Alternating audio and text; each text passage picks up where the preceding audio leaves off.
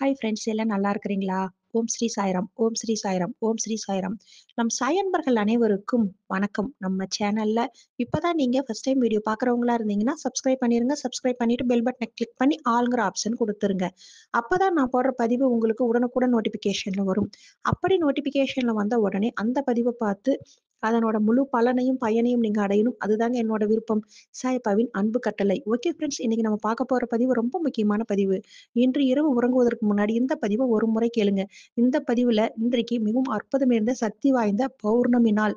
அதுவும் நாளைக்கு தை 1.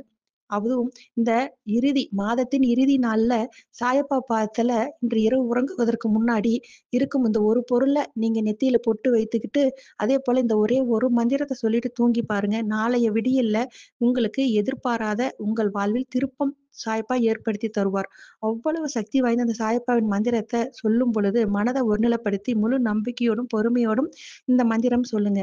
எனக்கு என் வாழ்வில் இவ்வளவு நாள் பட்ட துன்பங்கள் அனைத்தும் நீங்கி, இதுக்கு மேல ஒவ்வொரு நாளும் என் வாழ்வில் வெற்றியா இருக்கணும், நன்மைகள் நடக்கணும் அப்படின்னு நெனச்சுட்டு, இன்று இரவு உறங்குவதற்கு முன்னாடி நீங்க கை, கால், முகமெல்லாம் அலம்பிட்டு, சாயப்பாவின் விபூதி எடுத்து, சாயப்பாவ மனதுல நெனச்சு, வேண்டி, விரும்பி எனக்கு அனைத்தும் வெற்றியா நடக்கணும்னு நெனச்சு விபூதி வைத்துக்கிட்டு, சாயப்பாவின் அந்த விபூதி வைத்த பிறகு, சாயப்பாவின் சக்தி வாய்ந்த சாய்பாவோட காயத்ரி மந்திரத்த சொல்லணும்.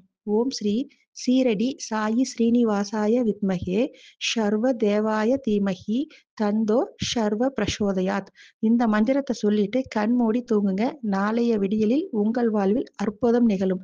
ஓகே ஃப்ரெண்ட்ஸ், இதே போல கடைபிடிங்கள். அப்படி நீங்கள் கடைபிடித்தால் உங்கள் வாழ்வில் இனி அனைத்தும் வெற்றியே.